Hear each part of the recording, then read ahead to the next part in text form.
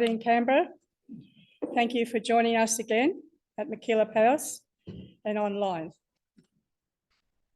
Let us first acknowledge the traditional custodians of this land and pay our respects to the elders past, present and emerging.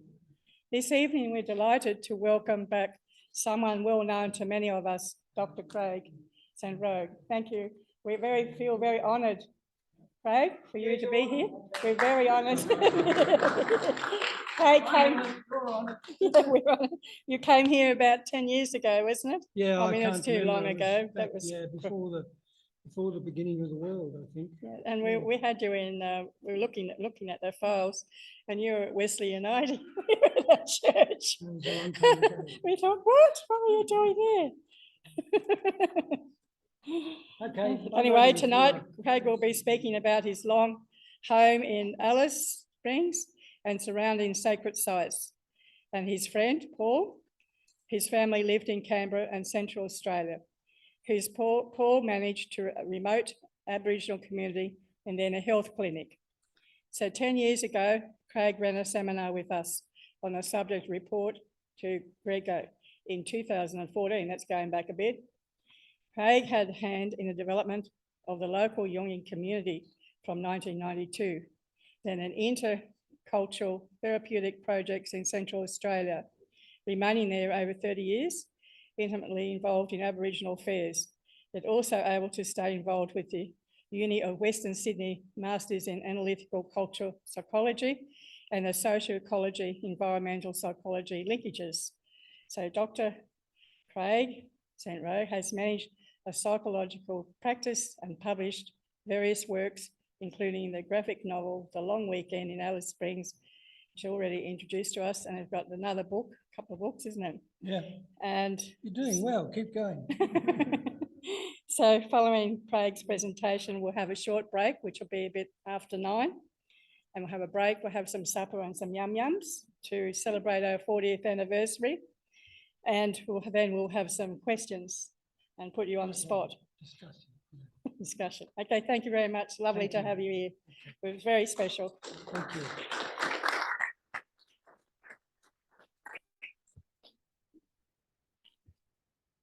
Welcome you too, and welcome to you too.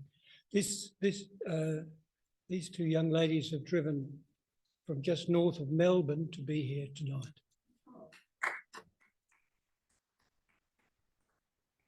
Unfortunately, they're Answer trainees, Jungian trainees, poor things. They have a terrible life ahead of them. You're very well. Now, because we're doing the Zoom, I will try to keep fairly close to where the camera is, and Jeff will be very kindly moving the pictures for you. And I just want a decision to be made really now.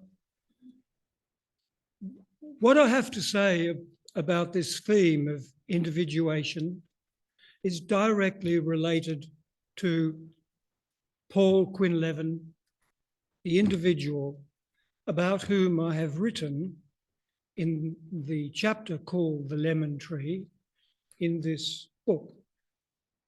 It was published in 2010 or thereabouts, and then republished this year. So what you're looking at there is the republished cover, and the Jung Society has very kindly taken one copy, the hardback copy, for the library here. I would prefer not to read to you from the book. I would prefer to talk to and with you on the theme which I unravel in the book, in Paul Quinlivan's story. But I'd prefer to do it with the slides that you'll see one by one, and simply talk, extemporize, if necessary, around the theme of those pictures. Do I have to ask for a vote?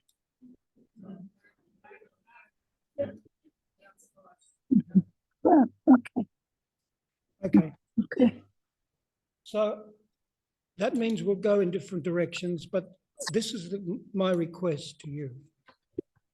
There are in this room a number of people whose lives are probably in their later quarter, as is mine.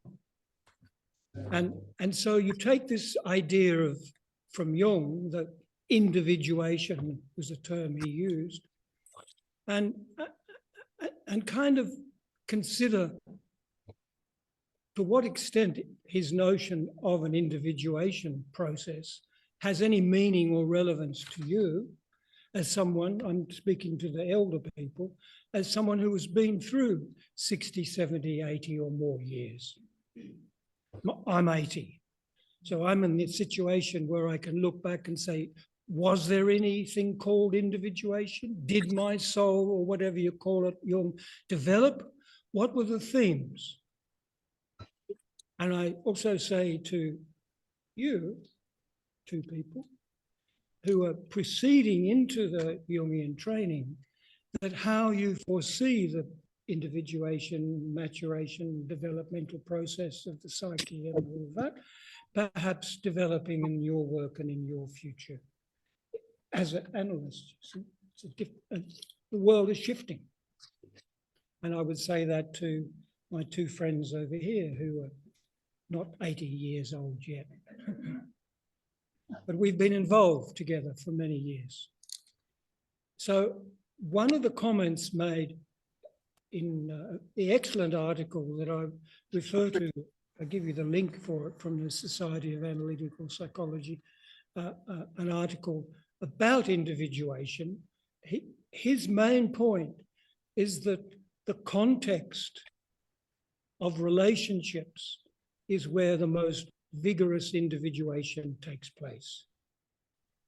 And I'm saying this because there is an idea that individuation of the soul and the psyche takes place in seclusion or in Buddhist meditation or in circumstances of withdrawal from the world. Now that may be so for some people, but I would say for most of us in Australia, in the kind of life we live, that it is the context of relationships. And that's why I picked out this theme in my conversations in that chapter with Paul Quinlivan. And his main theme is the civilization of relationships, not civilizations of culture, but the civilization of relationships. And Paul's context, the context in which these relationships took place, was Central Australia over many years in two Aboriginal communities that I know well.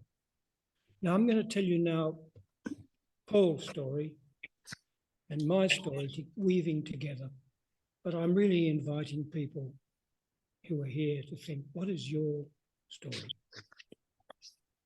So what you're looking at there is a sorry camp, a mourning camp, a camp in Yuendamu, about 100 metres from the house of Peggy Brown and another man who you'll see a little bit later.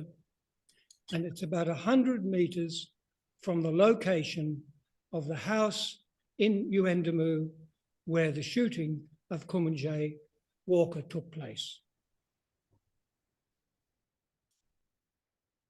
A sorry camp is a place where, when a death occurs in Warlpiri, but also in other regions, when a death occurs, people move out of their houses, move away from the location where perhaps the person passed away, and gather at a camp with food that's brought, flour that's brought, blankets that are brought, and where quite a consistent period of mourning time, mourning is carried out night and day.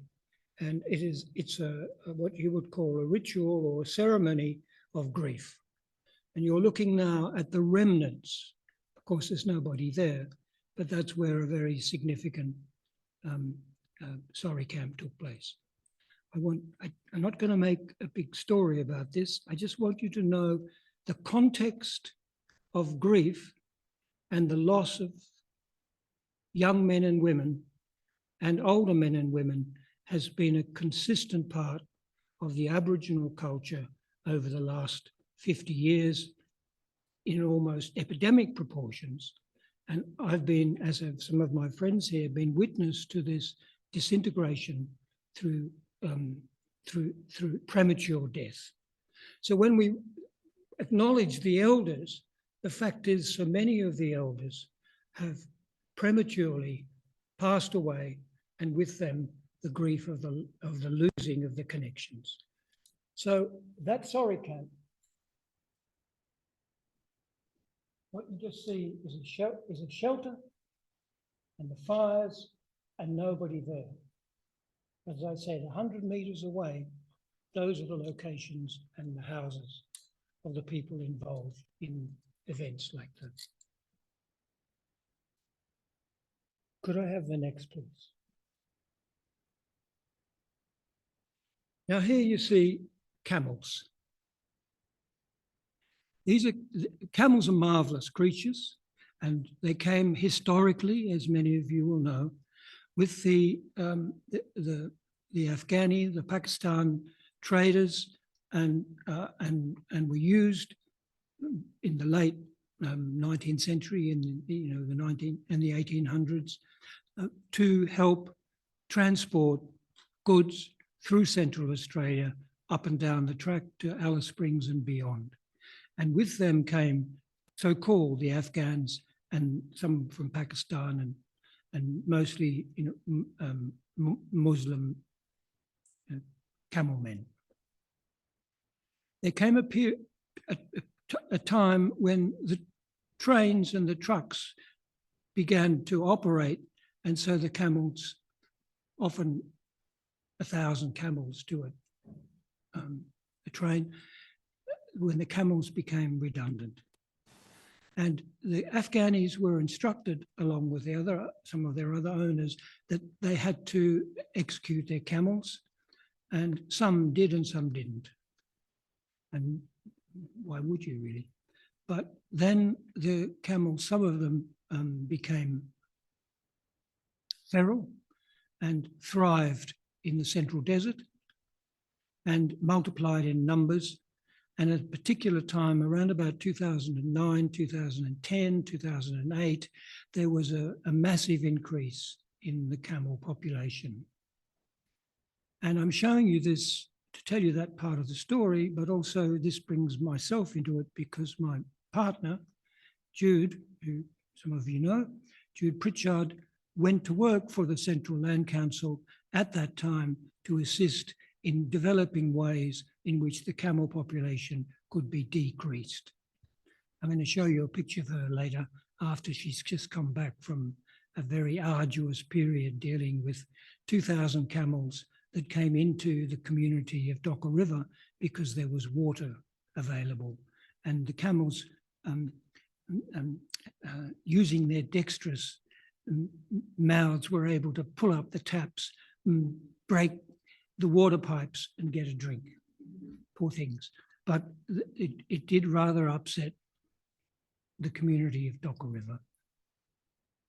I'm saying this because also thinking about, one's partners, one's histories, what you probably don't know, and my partner Jude continues to deny, is it was actually her great-great-uncle, Thomas was it, who brought the camels first to Central Australia. Her sister now is beginning to research that story and discover that, yes, in fact, her family, my wife's family, and the elder family are connected, and the camels came with her great-great-uncle. So camels is a significant part of Central Australia. Now you've seen the spinifex too, and what you're looking at grass is not the lovely spinifex, it's buffel grass. Why am I telling you this? Because I want to give a sense of of the pressure that is upon Central Australia and the people there, the Indigenous people, the pressure that has come, for better or for worse, with we the white people. So what you're looking at there is spinifex grass. No, not spinifex grass, buffel grass. And buffel grass was brought over from South Africa to help supply the cattle stations with a backup grass that thrived quite well in that area. It's not particularly nutritious, but it would keep the cattle alive during the droughts. And it was a very good idea, and it was okay until it was discovered, as we know, with the cane toad, that the buffel grass loves it and grows and grows and grows and pushes out the spinifex and the native plants. But the worst thing is it's very flammable. So that when the spinifex catches light, it has a sort of limited extent. But when the buffel goes off, vast areas of Central Australia are denuded by the fire, and so are the trees and the plants. And we still haven't been able to negotiate with the Northern Territory sufficiently to have the buffel declared a noxious weed, even though it is so destructive. I mention this just because to give again the sense of the pressures that are occurring in Central Australia and the conflicts between different groups of people, cattlemen, of course, with the government, of course, with Indigenous women and men who rely on the country for hunting, and where the huntable country is rapidly destroyed by the existence of the buffel. And the unfortunate thing is that I worked for many years with a man called Sam. Sam is about 84. His commission was to help cattlemen develop a source of food, given the drought conditions, and it was Sam who advocated for the buffel grass. And, you know, he and I often have a conversation. Sam, what do you reckon about that buffel grass, mate? He said, I think I made the biggest mistake in my life. But how do we know? How do we know what would become? So no blame on Sam, just the way these things work. Next, please, Jeff. Is this all right? Am I doing okay just telling you stories like this? Now, this is relevant to the story in here in a minute. What you're looking at there is a sacred site. And this sacred site is right inside Alice Springs. It's just out the back door from Jude and my house, where Miriam has been, and where Daniel didn't, I don't think. No, you were at the other house. So this is the Coolabah Swamp, or Ankara Ankara. And what you see there is a wetlands. The wetlands right next to the river, the so-called Todd River, the Bantwa River. And this collects water, runoff water, that feeds into the river, or when the river floods, it flows back out.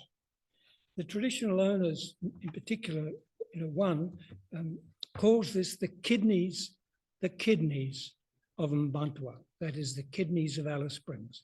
That is because it takes the water, purifies it, lets it go back again into the river.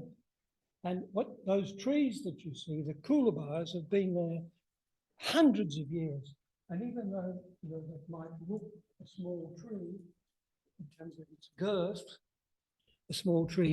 its girth, it's probably about 300 years old.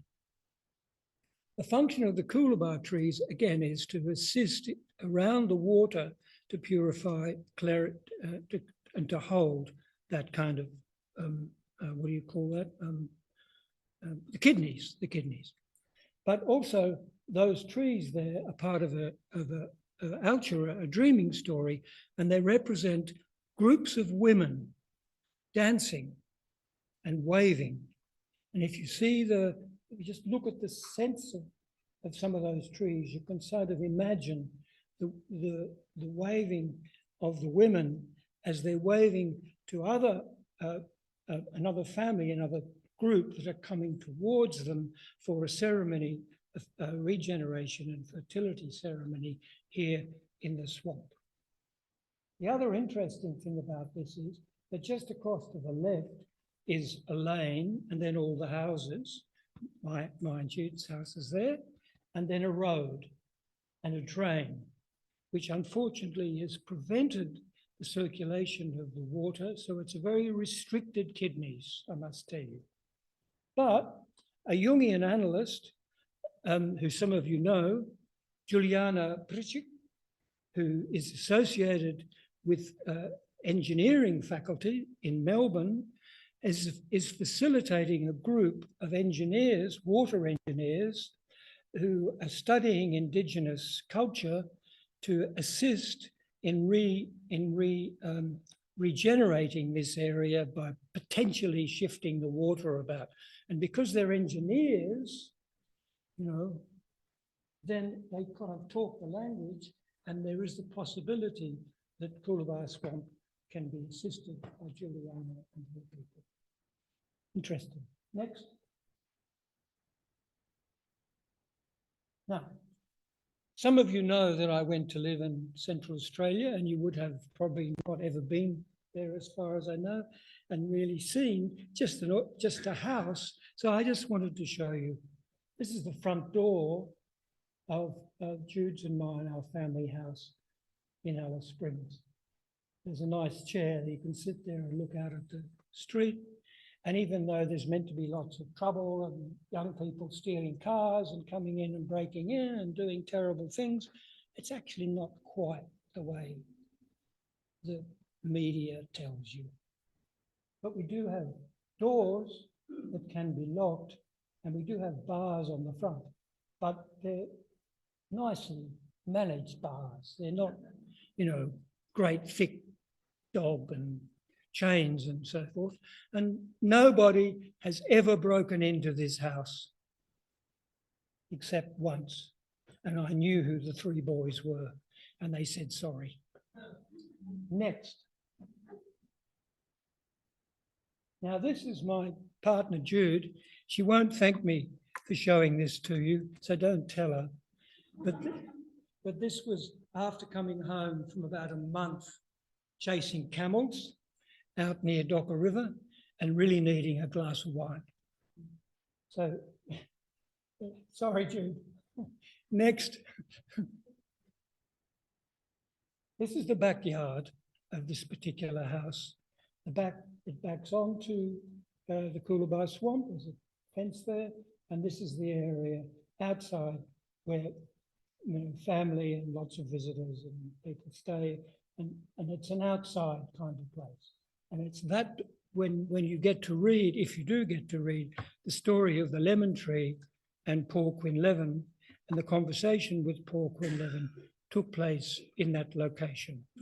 I didn't photograph the lemon tree. I'm sorry, it's a bit further across. But there's a, you know, Alice Springs house. Next, please.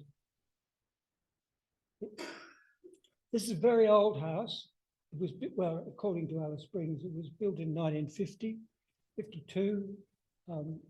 It's very heavy blocks of concrete, plastered over, very high walls. It's based on an Indian design, the colonial Indian design. It's a marvellous house, and that's one of the walls, and you can see the paints have been stripped off it. We did repaint it, but that just gives you an idea again of the sort of colonial Alice Springs setup. Next, please.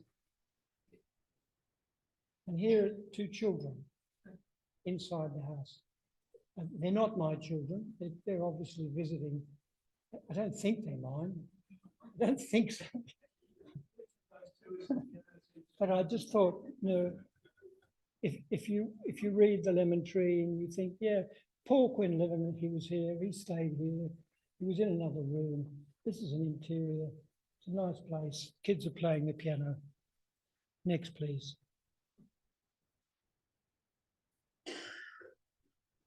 I'm showing you this because here's another man, the one on the right, Barry Cook, whose story of individuation I could also tell you. I just want you to see him. Now, he and I worked, that's me in case you didn't know, sometime in the late 90s. This is an outstation out of Hermannsburg. It's called Njatnama. It was set up by Barry Cook and his partner, Aranda woman, Elva Cook, and family, to act as a location for rehabilitation for young men and women who had been affected by petrol sniffing. Barry and his wife, Elva, did a fantastic job from about 1989 through until Barry passed away, unfortunately, too soon from heart problems in 1999. So for one thing or other, for one reason or other, I ended up working there, living there part of the time with him and the family, and really on the inside area of the development of rehabilitation for young Aboriginal people. I could tell you much more about that, but Barry grew up not knowing who his parents were. He thinks he was brought up in New Zealand, but he's not sure. He might have an Aboriginal father, but he might not. He worked as a ringer from the age of 15, cattleman ringer from the age of 15, and he had a terrible reputation of being one of the most swiftest, fastest fighters anywhere in Alice Springs. You never picked on Barry Cook. And then one day he said, I'm not going to do this anymore. He spoke with his wife, Elva, and they both decided they'd turn their lives around and develop their outstation that is on their Indigenous land and turn it over to a rehab place, which they sustained for those strong 10 years. There's Barry Cook. I call him a saint, actually, Saint Barry Cook. Next. And here are two other men who I want to show to you.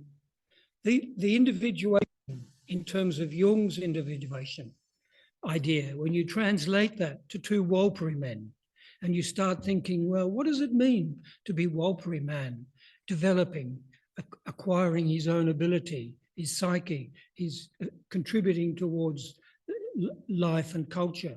It may be quite different to the process of a Zurich, Viennese or Australian psychotherapy analyst. We have to think about these things. What is individuation? Using the Jungian terminology for men like this. And I would say these are two of the strongest Indigenous men in the Warlpiri area that I ever had the pleasure of having anything to do with them. The man with the beard is Andrew Spencer, Jabberjali Spencer, who some of you will know, who was working at that time as an Aboriginal community policeman. And he's been very significant in his contribution to the Jungian process in terms of his teaching, his paintings, and his relationship with Leon Pechkovsky and myself and others. And the man next to him is still alive. And it was in his house that the Kumanjayi Walker shooting took place. He was looking after that young man.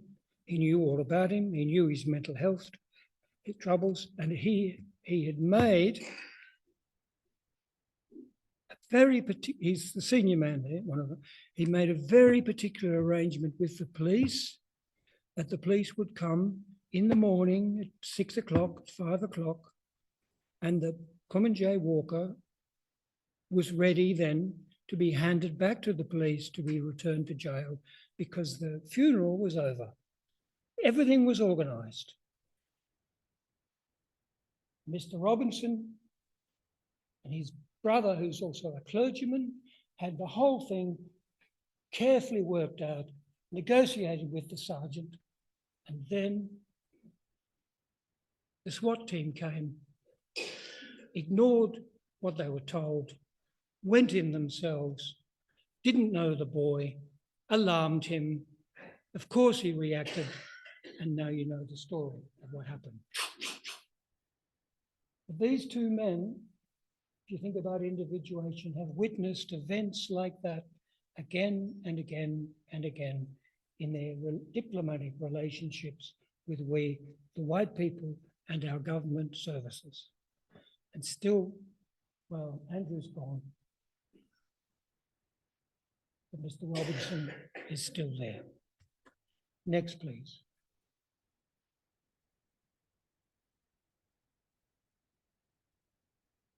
These are two metal pieces. I put them in, they're kind of trees. They're sort of my memory of the lemon trees. They're actually works by Hannah Quinlivan, the daughter of Paul Quinlivan. And Hannah lives in Canberra. Her works are quite well known here. You'll see on the tram lines, you see on those, what do you call them, like the tram sheds, on the glass, you see her works. I'll mention that again toward the end. So there's two of Paul Quinlivan's, or three daughters' tree works set in Alice Springs. Next, please. The thought about that is, you're looking now at a family. You're looking at a family of mandarins with a lemon tree out in my back garden on an old table that's been broken. But this is this individuation thing.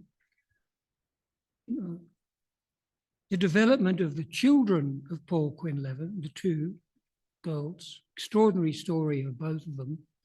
So then it makes me think this individuation is actually not the right term, because it's not about individuals. It's about the development of groups of people, families and connections, even though each, they might always be fighting sometimes. But we have to shift our idea too, I think, of the Jungian idea of the individual to recognition of the generations and the continuity of family, not genetic so much, but the psychological process. I'm making a little speech to you. So here's where Paul and I met to have these three conversations. It's we're doing okay. We started at about 20 past, so I'm doing all right. It's 10 to. So what happened was I was asked by Dr. Tom Singer, who's a San Francisco Jungian analyst, and he has become very involved with the politics of the United States as well, and was closely associated with the efforts during the last election from the Democratic side. But he early on developed an idea from Jung and from Joseph Henderson and some of the San Francisco people about this notion of unconscious cultural complexes, not personal Freudian, as it were, complexes, but are unconscious forces and pressures that grip hold of us all and perhaps prevent us from becoming either aware of or capable of taking action in our cultural circumstance. In Australia, we have those problems, and David Russell, for example, who some of you know, has a beautiful chapter in this book called Loss for Words. I won't develop that. But I invited this man, Paul, to consider writing a chapter for the book. And I did that because Paul, early on in his life, and I'll show you a photo soon, was commissioned to support the development of a small Aboriginal community west of Yuendamu called Nirapi. And they selected the local Indigenous Pintupi and Walpi people selected that area because the pressure within Yuendamu had become so great with families in conflict with each other who never lived together, but were brought together because forced to live there through our government policy at the time, even though everybody said we can't do this. But some of the people who were more associated with the Pintupi side, that included Andrew Spencer's mother, they moved to Nirapi. And Paul was requested to be the kind of manager while they developed Nirapi, to do the hard work of organising the building and getting the money and doing, and he did that fantastic job. His two children grew up there speaking Luritja, Pintupi, hardly any English. And his partner, Claire, who's from Canberra and passed away, unfortunately, from cancer, they really lived inside the families of the Nyerupi families and developed that place.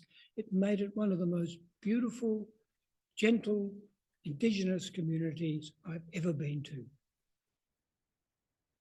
Things change, but Paul's engagement in that, not sort of, bullshit writing everything down according to the bureaucracy, but making sure that this was a properly organised bicultural project to set Nyerupi going.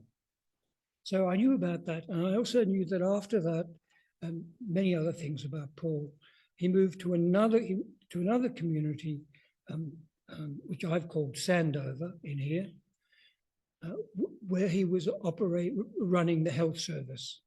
And again, he and his family did a fantastic job.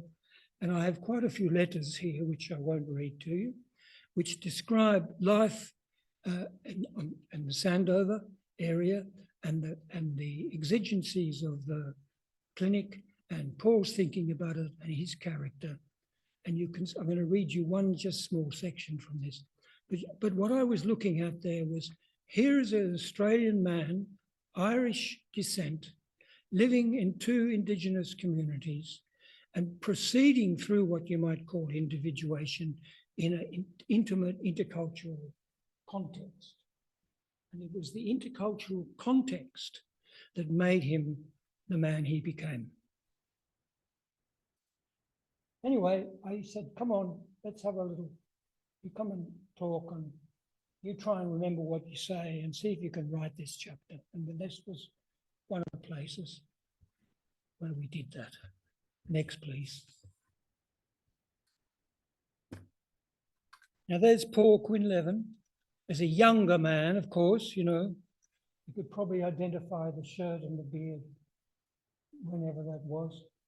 But that was Paul as a younger man, Irish descent. Next, please. Now here's Paul later in his life at the clinic, the Sandover clinic, with a kid there. A friend of mine took that photo, and it just kind of helps hold this idea of white people can hold children, they can manage, they can become responsible and respectable members of an Indigenous family, and there is a great deal of reciprocity. And I could tell you story after story of the background of the way in which some people in Central Australia have over 30, 40, 50 or 60 years been deeply involved in the relationships and the development of what I'm going to call the cultural individuation of Australia, no matter what the pressures might be. Next, please. A couple more minutes and then we can talk. Now, my theme for tonight, as I put to you, was these three things: stillness, turbulence, and pressure. Paul and Barry Cook lived in the context of turbulence. Day after day, night after night, all sorts of complicated turbulence, so much so that I'm surprised both of them lived as long as they did. They lived under constant pressure, themselves, their families, their wives, a double pressure, pressure from within Indigenous culture and pressure from within the Australian, primarily bureaucratic culture. And yet at the same time, those two men and many others that I'm thinking of, the Spencer and Mr. Robertson, maintained a stillness, an equilibrium that is quite remarkable. Somatic, in their body, a sense of stillness. And it's this combination, pressure, which is part of our life, the turbulence and the stillness. This is one of Hannah's, Quinlivan's works. One of her exhibitions, which I didn't know until I looked it up yesterday, was called Turbulence.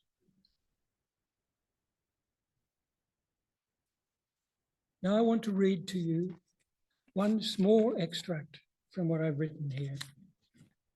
Then we'll pause pretty well. Paul was talking to me about the turbulence and the pressure. The Sandover Clinic is about 350 or so kilometres northeast of Alice Springs.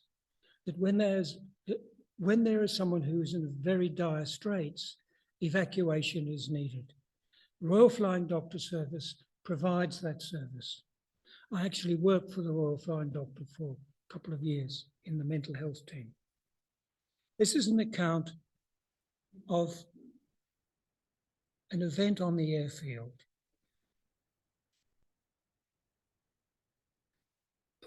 I said, Paul, just go through and please tell me, imagine you wrote this, but please go through and tell me what you felt and what you saw in your body and in your vision that particular night on the airfield. Just take a section of it and unravel it for me, and I'll write it down for you. And I did. And he says, on the airfield, I am restless. I go out on the airfield with the doctor late at night, an emergency evacuation. We wait on the bare strip with beacon lights set for the Flying Doctor plane, a line of lights on the field, a landing. I know I am between things. Sometimes at the clinic, I get a feeling of what we are caught in, awaiting something. I could find the words, but which language could best describe this waiting? He meant, what language? English or an indigenous language like Pintupi or Aluwara? He says, I don't know Aluwara well enough, but I think in Pintupi still. And I think of the word Kulya Kanyini. And this term means watching, waiting for something, waiting for a change in this situation, waiting for something to cook, or a hunter waiting until an animal is unaware of the danger and the hunter can act. Holding the moving animal in his rifle sight or his spear sight. Pintupi is a hunter's language, and Kanyinu is also a euphemism for sexual intercourse, for physical connection. So Paul continues, I'm thinking of Kulya Kanyinu at this moment. And I feel in my body a tension, like an aim, like a touch, waiting for something between us to cook. Now, the Pintupi language is primal, bodily in its imagery, and very subtle in its changes of meaning. Paul continues, and then the plane comes, the waiting is over, and everyone plays their part. This is Western civilization at its best. The patient is lifted gently into the plane, and she is a woman who is a linchpin of traditional knowledge in this part of the country. 300 extended family members are connected with her and her place. Her life is precious, but she looks tonight like a bundle of rags. I do not know if she will ever return. I should go back now to the clinic and write this report, but I cannot put down the words. Paralysis. I still do not know what I'm waiting for. To be a mother is such a natural thing. You would wait on the airfield all night if a child were to go on that plane. But we are forgetting how to be mothers to each other. I hear Paul now say such things.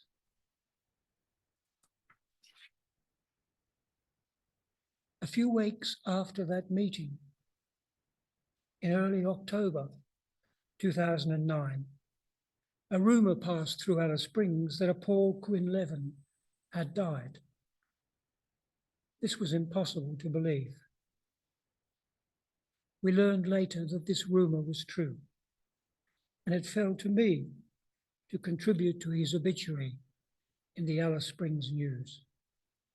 And as tribute to him and his family, I'll read it to you, and then we'll finish.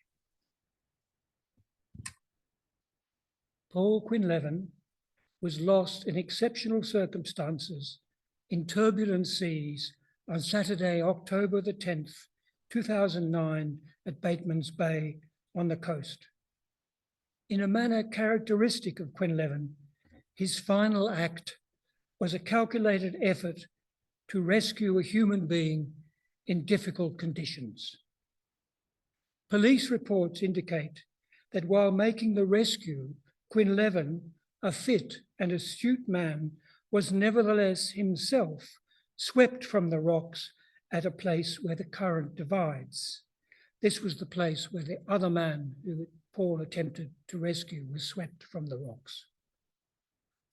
One rip sweeping eventually to the beach, another dropping down deep through submerged rock shelves. It is assumed that Paul was intending to let the current carry the two men through the 4 to 5 metre swell. And his last gesture was to wave reassuringly to his daughter standing on the rock. He suddenly disappeared. Quinlivan's body was not recovered until a month later, on the 5th of November. The search crews have commended Quinlivan, and he has been recommended by the police for a bravery award.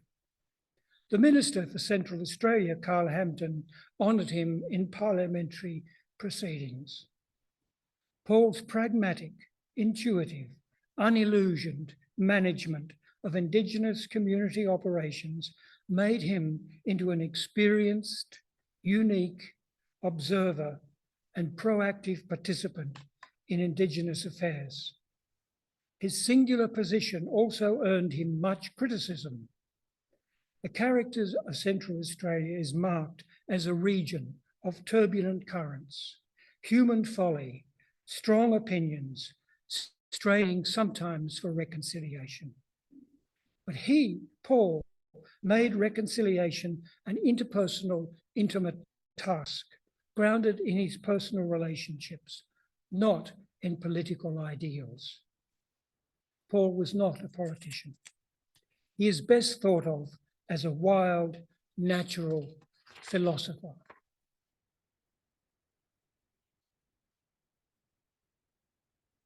He did not defend himself when he was under a certain attack.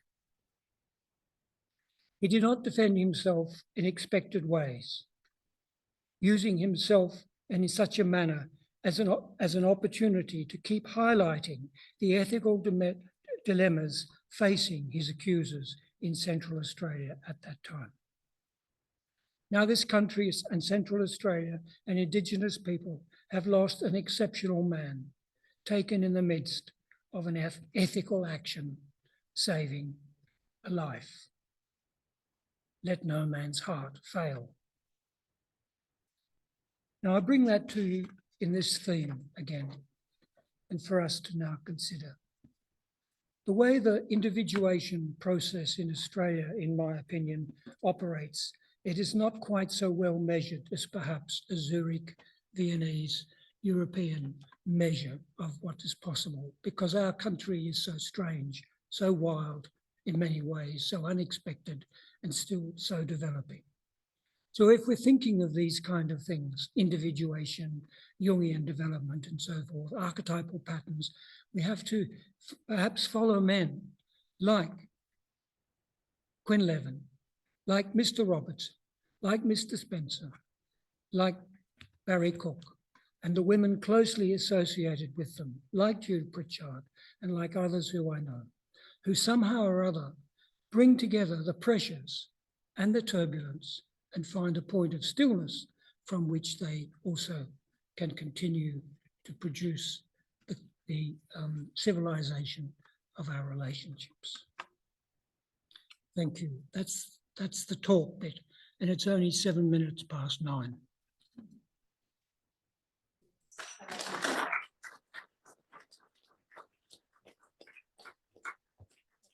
Have a little chat. No, we're going to have a break because you've given us so much to take in. We do. Yeah, 15 minutes break. Have a cup of tea or coffee or drink, some goodies. We've got plenty of goodies, and you can have a bit of a break, and then we'll come back. All right. About 9:15. 9:20 down. Oh, I better go and finish my little middle written spiel. We'll talk about that. We're still on to. Yeah. Okay, we'd like everyone to come back together.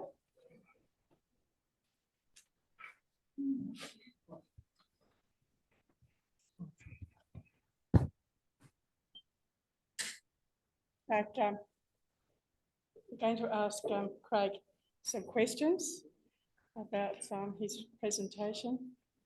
So if you would like to ask some questions, they're very welcome to. I think Craig called it discussion actually, rather than Well, questions of discussion. Yeah, Talk discussion, yeah. discussion, that's right. So just the first one is, that's a photograph. Hannah Quinlivan, you asked me. Thank you. That's her name there, if you want to write it down. So that's obviously in a gallery. I don't know who the bloke is. And I put that up so you could, if you asked that question, Yes, what is her name? That's her name. yes, thank you. Thanks. Jeffrey, could we perhaps go back to that other? Yes, sir. Is that a question? That's a question. You're allowed to ask a question, but I don't have to answer. Please go ahead, young lady.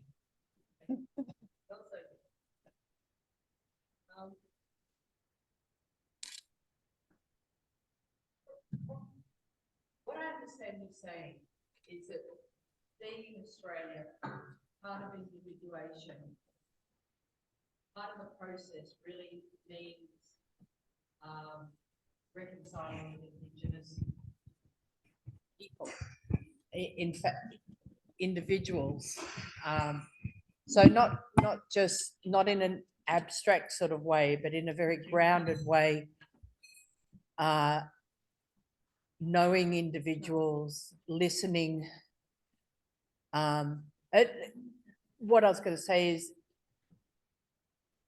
as a white Australian, you may go through a process where you try to individuate by, you make choices and decisions about how you spend, what you do with your life as a way of balancing out parts of your personality or whatever. But you're saying as a culture or as individuals to individuate, we really need to be making this kind of cultural immersion, but it's quite hard for a lot of us who are outside. You can't, as you know, you can't barge into a community. You know, it's very hard if you're outside of these communities, which many of us are. I'm wondering how that process, I mean, I know I should know this by now, but I'm unsure how, it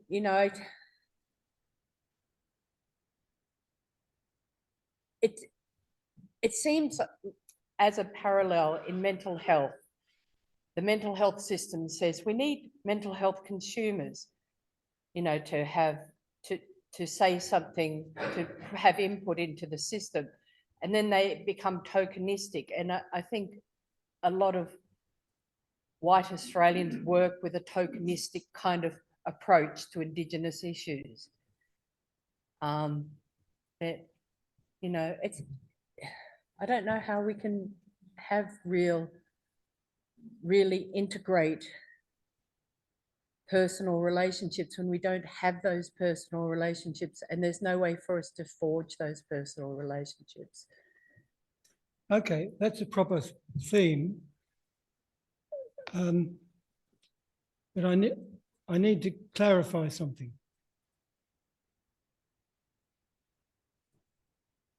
I am not advocating that individuation in an Australian context requires those who are not Indigenous to form relationships with Indigenous people. I'm not advocating that. Okay. What I was doing tonight, was telling you a story in a way of several people who have done that. And because that has been part of my last 30 years or more, I'm telling you my story and Paul's story, and by implication, other people's story. But I am definitely not advocating that all, non-Indigenous Australians, in order to have a satisfactory development of character and personality, must engage with Indigenous life, because the population differential is impossible. Yeah. You've got 3% or something, of more than that actually. What I'm really concerned at saying is encouraging ourselves, and you are doing it, to think about this impossible situation, to ponder it, to become aware and not shut down, because the shutting down doesn't allow the dynamic of pressure and turbulence in the country to match with the stillness, that is gravity of oneself. If you cut something out, the turbulence or the pressure, you're not doing anything that's useful. But you, from my experience of you, you do deal with the pressures, mental and physical. You do deal with the turbulence, and you do deal with the stillness in relationships. So you're following your pattern. You don't have to go to Uendamu. Absolutely not. Okay. So sort of that point has to sit in our discussion. It's very difficult, because I do sometimes, there's this kind of stereotype of well-to-do white people who are tokenistically thinking they're engaging with Indigenous issues and people, but not, I think, perhaps not really understanding the issues. And it's kind of like treading this line of like, how do you learn more but not be that tokenistic, that. Sure, no, that's what you're unraveling now. It is a kind of ethics of being Australian. This is the sort of the ethical questions that you're very properly beginning to present to us here. I'm not really going to talk about what I think is tokenism and so forth, because that gets us into one of those endless cycles of intellectual ideas. What I want to compliment you on is that you're starting to bring the ethics of our relationships in Australia into the story now. Okay. And that's a big one. That's a very serious process of the ethics of honesty in our country. Yeah, but I just feel like I've made no progress in, in 2000, I was 30, and there was a tent embassy in Victoria Park in Sydney, and there was the march across the bridge, and I tried to engage and learn at that time, and and realized they couldn't get involved in any communities or anything. And I feel like, 20 odd years later and still have made no real progress with that reconciliation. And, Well, and I worry because we had this vote, which yeah. is horrendous, what happened. And I'm like, Well, let's say you've touched one of the poignant pieces. Let's see what others have got. Let's see if others have got something to add to the poignancy of this ethical problem. A challenge. Yeah. Anyone else at this point? Yes, sir. There's a man in the remote end. I really felt a strong sense of grief in what you were speaking about. I think the story of Roque and the drama in just reflects a really profound sadness, and so the sadness of the drama is just something that came through in your reflections. Yeah. And so I suppose the question of what can be done to open up conversations around those sorts of questions of sadness is. Yeah, well, that's fair. There's this title really of a talk that I developed with another colleague, a psychiatrist, for an Indigenous organisation's annual meeting, and we called it Mourning, Melancholia and the Echo Effect. And the echo effect was the notion in which, as mourning and melancholia has developed we'll call that the Australian culture, many members of the Australian culture have refugee and ancestries where mourning and melancholia is a significant part of our histories. Irish, Jewish. You go through the whole list of Second World War and Vietnam and so forth, that the history of Australian people is shot through with mourning and melancholia for past events and grief. But so too is many of the people at that meeting, Indigenous histories, mourning and melancholia. And we use the term the echo effect because mourning and melancholia from all these different cultural groups echo each other. It creates this feeling of sadness or desperation or dissociation. So our question as the psychiatrist, Marcus and me, was if we are in the middle of a kind of turbulence of mourning and melancholia, sadness and depression, and there is an echoing going on back and forth, how do we step back and kind of understand it and feel it enough and not just keep on reacting and reacting? And I think when you were in Central Australia, because you mentioned, you could feel the mourning in the country too, the buffalo grass and the destruction of the country. But this is the challenge to me, is how we manage the mourning and the melancholia together as different cultural people. How do we do it? I'm not giving an answer because I don't know. It's just a question that you bring, and which Shauna brings too. So part of the further challenge there is the white society in the Northern Territory has, there's a significant level of disdain for Indigenous heritage, and so that's seen in a range of ways, and so trying to bridge that gap and open up dialogue and try to create a bit more respect recognition. Disdain. You use the term disdain. I forget the exact meaning, but it's something like to look down upon and turn away from.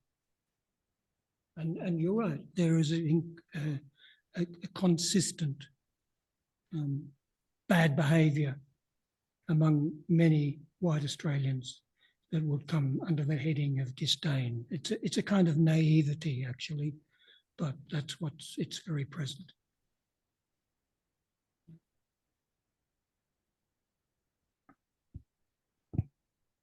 I mean, we have to accept these sort of difficulties that you and Shauna have raised, but I hope also I've been able to convey through some of those people the courage and the integrity and the honesty and the good humour of people like Paul Quinlivan and his children and Mr. Robertson and others. So we have to not, I feel, not get pulled down by the disdain for habits of our countrymen. I'd just like to mention the subject of music. Music? Music. Yeah, bring it back to music. I studied ethnomusicology at uni, and one of the things we studied was Aboriginal music from our lives. We were allowed to examine children's corroborative songs. Children's corroborative songs. Yeah. And at the same time, I was studying English madrigals and motets from long That's ago. nice. Yeah. And the remarkable thing was that the children's corroborative song was exactly structured the way early English motifs and madrigals were. And I should have gone on and done some research on that, because I've always thought about it, but I thought, to me at the time, and I still think this, we're all one species. Doesn't matter about the colour of our skin or anything, we come with cultural differences, but we are essentially human, male and female. And that, to me, there's no way that our Indigenous people would have had any contact back in the 10th, 9th, 1st century, whatever, with the English, and yet that came out in the music, the songline. So I suppose you've read Bruce Chapman's book, Songline, and where he talked about how the Aborigines would communicate through songs in travels around Australia. So I formed a belief at the time that they're just like us. They've just got a different culture. That's it. We could try and find a way to bridge that somehow. I don't know. Not a solution I'm coming up with, it's just a thought. Yeah, well, that's very interesting about the children's songs, I must say, yeah, and the musical patterns, historical. But I'd also add, you know,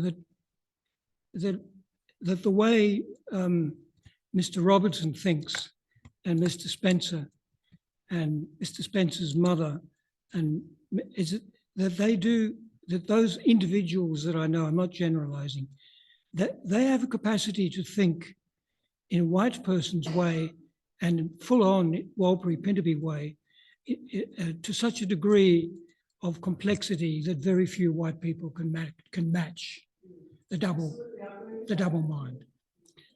And I've just invented this new term that you might like.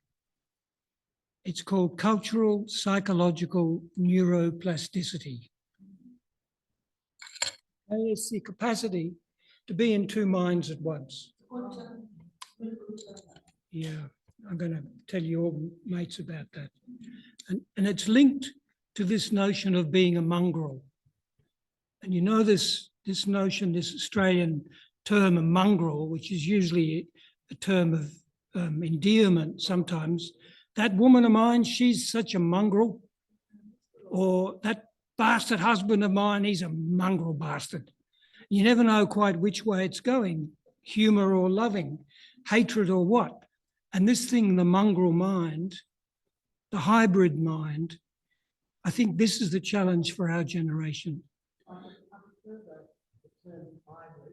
Hybrid. Like even monk and dog, it Doesn't doesn't have have, hybrid somebody that can sorry, but yeah, we need to hear you. no, I think I've had meetings with Aboriginal people, and I wouldn't even know that Aboriginal people were affected by something.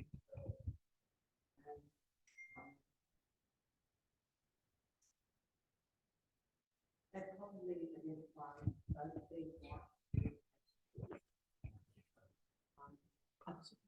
no, by the people that I have met, they're highly evolved, they're to passionate, much more aware, and I've learned a lot from just being in their life, but I don't,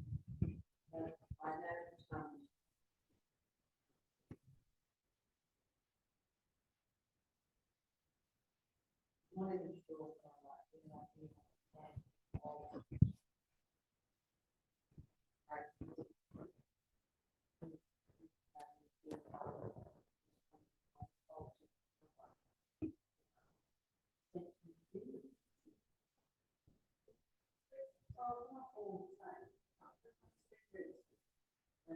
and evolve and be evolving in type of all the same.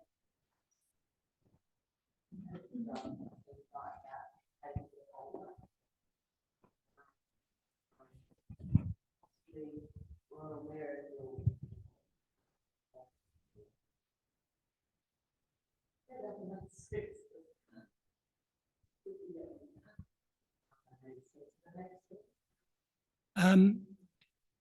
I can't hear you properly. I mean, I did say, could you please use the mic? And I think you've got a very subtle point you're making. But I must say, with all apology, I mean, I'm a bit deaf and I can't hear. But I'm sure others have, so you know we can pass on to the next if you'd like. Yeah. You Perhaps I could read a question from Leslie Durando, who's come in by Zoom.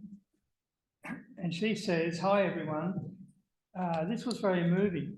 Craig makes so much sense in this, as you say, country of greater difference from Europe.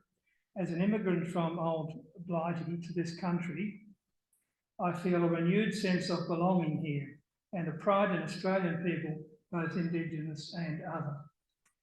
So that's, well, that's not a question. That's Leslie that's a point. Taranto. Leslie. Leslie Taranto. Okay, Yeah. thank you. Yeah. Yes. Well, I wanted, I'm looking at the time.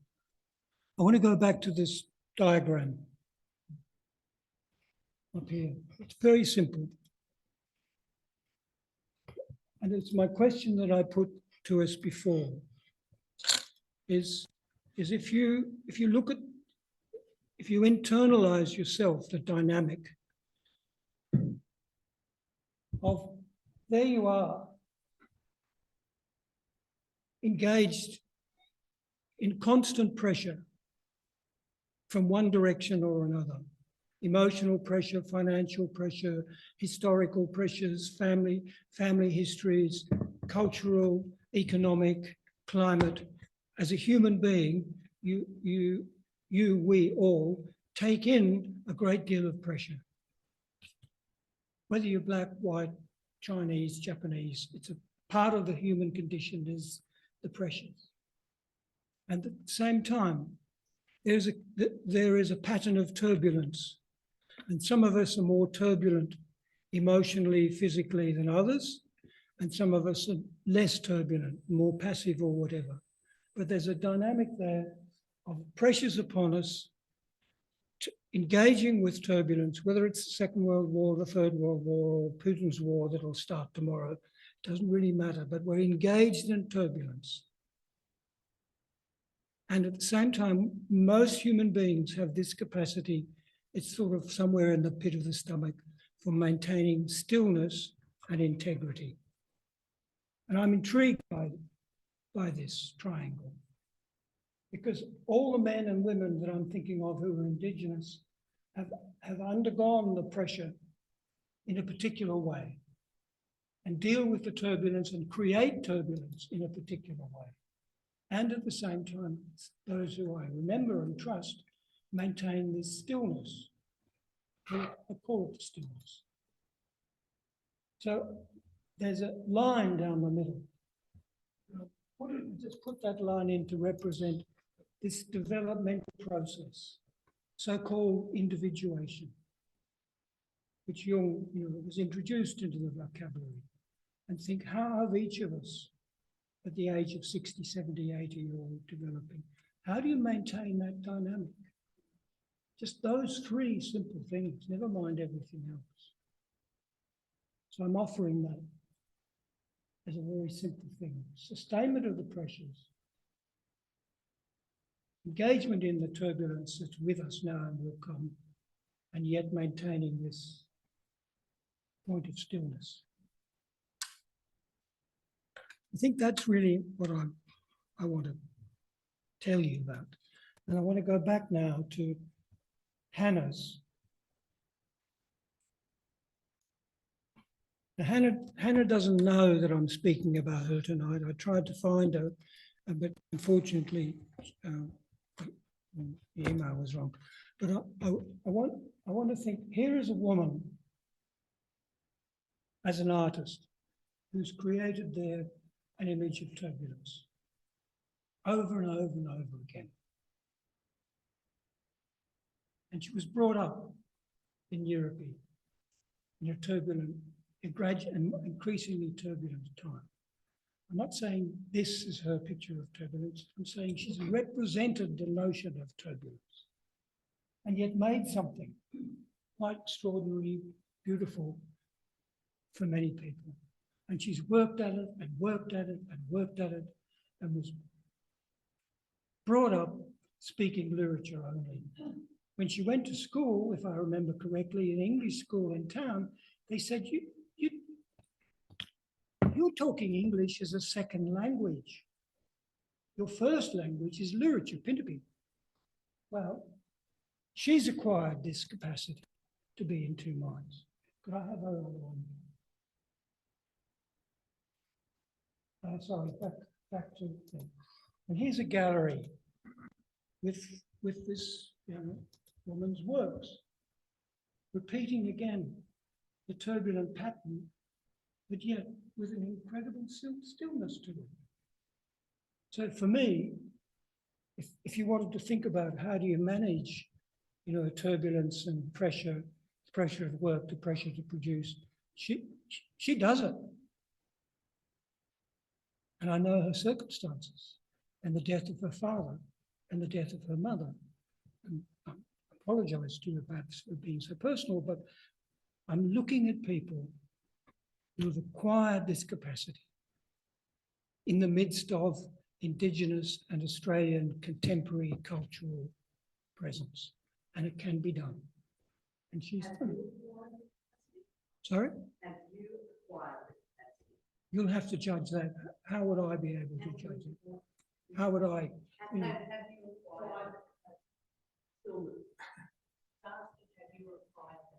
Yeah, well, what I'm saying to you is, I can't judge. You have to judge. Not me. If I walk around saying I've acquired the capacity of individuation, dear, I wouldn't. You might say, I think that man is completely stupid. He doesn't have it, or maybe he does. But I'm representing to you some remarkable Australians, and I want to thank them and the Quinlivan family. Thank you.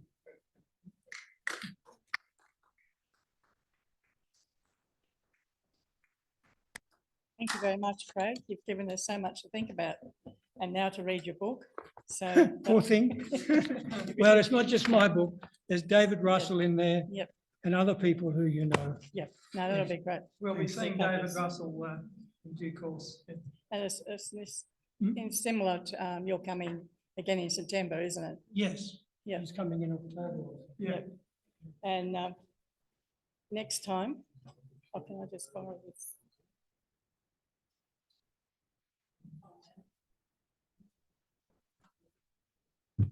Paper.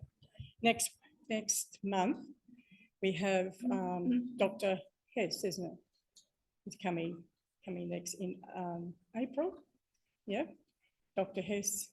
We met him at the Commonwealth Club. Can you believe that? We're just sitting at the Commonwealth Club.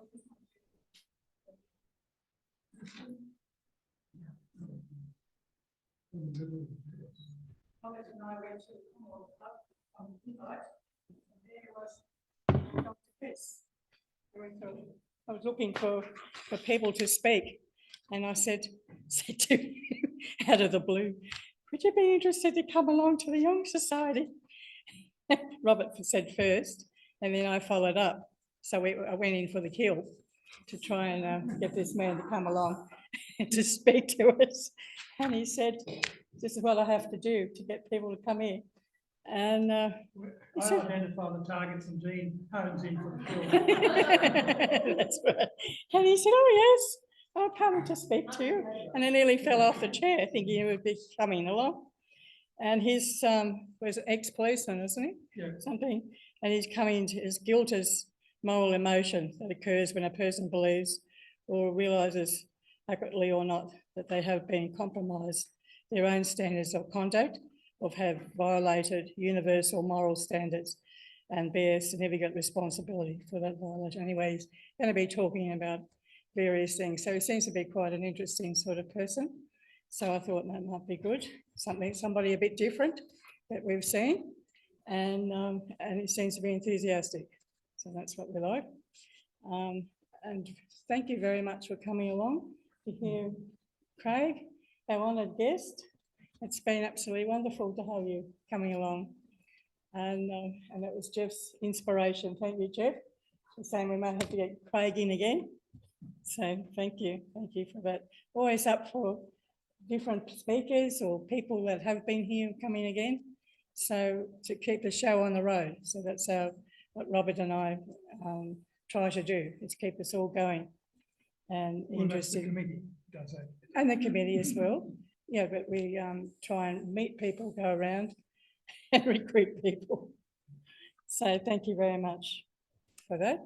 And we look forward to seeing you again. Thank you for coming along and making this the 40th anniversary such a grand occasion. Thank you.